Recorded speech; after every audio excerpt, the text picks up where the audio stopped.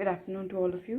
आज के इस लेक्चर में we are going to talk about a very important maxim of interpretation of statutes, which is construction ex viceribus actus, that is, the statute should be read as a whole in its own context.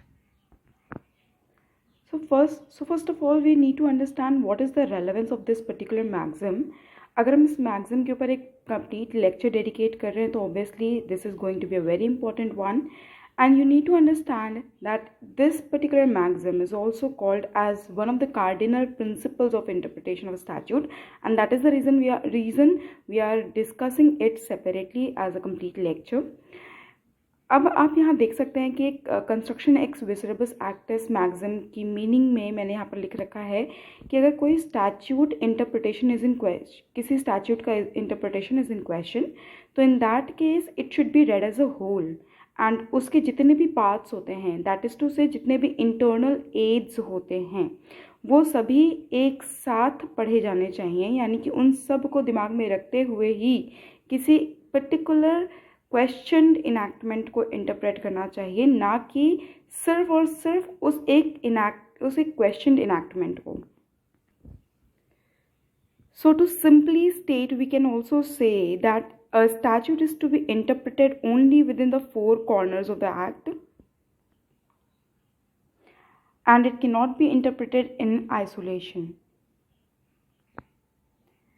तो हम ये कह सकते हैं कि इस मैगज़िम को या इस प्रिंसिपल को अप्लाई करते हुए क्वेश्चन वर्ड्स की मीनिंग को हम डिटर्मिन कर सकते हैं in the light of other words in the same section, और a section can be interpreted in the light of other sections in the same statute. ये प्रिंसिपल यूज़ किया जाता है किसी भी एक पूरे इनैक्टमेंट को या पूरे स्टैट्यूट को कंसिस्टेंट बनाने के लिए, ताकि उसे कंसिस्टेंट तरीके से इंटरप्रेट किया जाए, ना कि उसके अलग अलग इनैक्टमेंट के इंटरप्रिटेशंस में वेरिएशंस हों. Now the question which should come in to your mind now is कि हम इस पर्टिकुलर प्रिंसिपल के एप्लीकेशन की नेसेसिटी को कैसे आइडेंटिफाई करेंगे.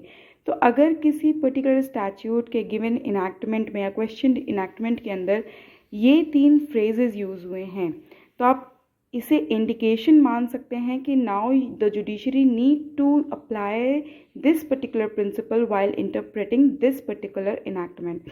अब जैसे पहला फ्रेज़ है वो ये है कि अगर स्टैट्यूट के साथ लिखा हुआ है या इनैक्टमेंट के अंदर लिखा हुआ है कि if it is not inconsistent with the context और subject matter. The second phrase is unless the context otherwise requires, and the third phrase is unless the contrary intention appears. तो ये अगर ये तीन फ्रेज में से कोई भी फ्रेज यूज़ हुआ है गिवन इनैक्टमेंट के अंदर, तो ऑब्वियसली दैट शोज और बेसिकली दैट इंडिकेट्स कि आपको या जुडिशरी को ये principle which is of construction ex visceribus actus को अप्लाई करना है. हमने बात कर ली इस प्रिंसिपल के मीनिंग की, इस प्रिंसिपल को अप्लाई करने की नेसेसिटी किस चीज़ से इंडिकेट होती है उसकी. Now if we talk about landmark cases under this particular maxim or the principle of interpretation of a statute, the first among them could be Popatlal Shah versus state of Madras. इस case की relevance ये है कि इसमें ये होल्डिंग दी गई थी कि a settled rule of construction is to ascertain legislative intent for which all the constituent parts of a statute are to be taken together, and each word, phrase, sentence is to be construed in the light of the general purpose and object of the act itself. This case is also important for the fact that इस case के अंदर title और preamble की importance as an internal aid को भी highlight किया गया था. The next case in line is Ram Narayan versus State of Uttar Pradesh of the year 1957. इस केस के अंदर एपेलेंट की प्रॉपर्टी को as per the circumstances tax किया गया under the UP town areas act under section 14 sub clause 1 sub clause F. But this imposition of tax was obviously challenged, and it was argued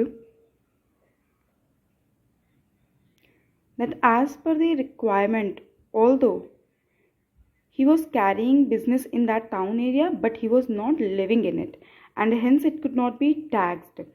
but supreme court ने reject किया इस contention को और उन्होंने held किया that while interpreting a particular enactment of a statute it is essential to keep the whole scheme of the statute in mind. And accordingly, court has interpreted the clause residence within the town area is not an essential condition for imposition of tax. Rather, जो circumstance है और जो property है इसको अगर हम उसको supreme court ने इंटरप्रेट किया applying this principle of ex visceribus actus and it states that once status and financial position which includes income from trade would also be taxable under the scheme of this particular legislation. The next case was of Gurmeet Singh versus Pratap Singh. इस case के अंदर जो respondent थे उनके election को challenge किया गया by the appellant under section 123 sub clause 7 of representation of people's act 1951 on the ground of corrupt practices by him. On the ground that village headmen and lambardars were appointed by him as his polling and counting officers or agents. अब उस time पे जो law था वो ये state करता था कि जो रेवेन्यू ऑफिसर्स होते हैं including village accountants they were not entitled to assist in the election process even though other village officers could very clearly do so. So again supreme court ने फिर से ये हेल्ड किया while interpreting one enactment of a statute all parts of the statute had to be kept in mind. और given enactment को construe करने पे legislature यहाँ पर क्लियरली डिस्टिंग्विश कर रहा है दो तरह के ऑफिसर्स में. एक है रेवेन्यू ऑफिसर्स, दूसरे हैं अदर ऑफिसर्स. अब जो रेवेन्यू ऑफिसर्स हैं उनमें इंक्लूड होते हैं विलेज अकाउंटेंट्स और जो अदर ऑफिसर्स हैं हेडमैन लंबरदार और जिनको बार नहीं किया गया है इलेक्शन में असिस्ट करने से. On the other hand, revenue officers were clearly barred from assisting in the elections. So it was clearly held कि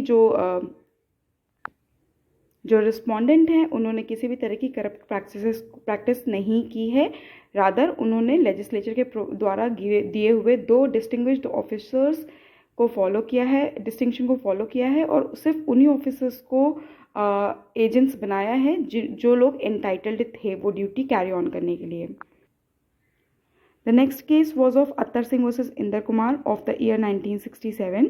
यहाँ पर interpretation of section 13A subclause 2 of the Punjab Rent Restriction Act 1949 was in question. अब ये जो provision है वो ये कहता है कि landlord could obtain possession of rented lands only if first he requires it for his own use, second not occupying for business any other such rented land and he has not vacated such rented land without any sufficient cause after the act in concerned urban area. तो Punjab high court में जब ये matter था तो उन्होंने his own use phrase को इस तरीके से इंटरप्रेट किया कि लैंडलॉर्ड तब तक एविक्ट नहीं कर सकते हैं जब तक वो लैंड का एविक्शन या लैंड उनको रिक्वायर्ड हो अपने खुद के यूज़ के लिए. बट सुप्रीम कोर्ट ने again x visceribus acts principal को अप्लाई करते हुए ये स्टेट किया कि his own use would mean only for businesses purposes and not for any private purposes. Reason being उन्होंने ये कहा कि हम बाकी के दोनों रिक्वायरमेंट्स को भी इन कंसिडरेशन लेंगे और उसके हिसाब से ही इस थर्ड रिक्वायरमेंट को इंटरप्रेट करेंगे. The next case in line is OP Singla versus union of India of the year 1984. इस पर्टिकुलर केस के अंदर interpretation of the proviso to rule 7 of the Delhi higher judicial service rules 1970 was in question, which states that not more than 1/3 of the substantive posts in service shall be held by the direct recruits, and Rule 7 and Rule 8 respectively states that Rule 7 is all about recruitment by the promotion as well as direct recruitment. Rule 8 is all about seniority of direct recruits in relation to promoted recruits. So accordingly supreme court ने यहाँ पर भी x visceribus acts principles को apply किया और दोनों ही rule को साथ में रीड करते हुए ये हेल्ड किया कि 1/3 of the substantive post must always be reserve for the direct recruitees. So that is all for this particular magazine. I hope it is now clear to you. Thank you so much.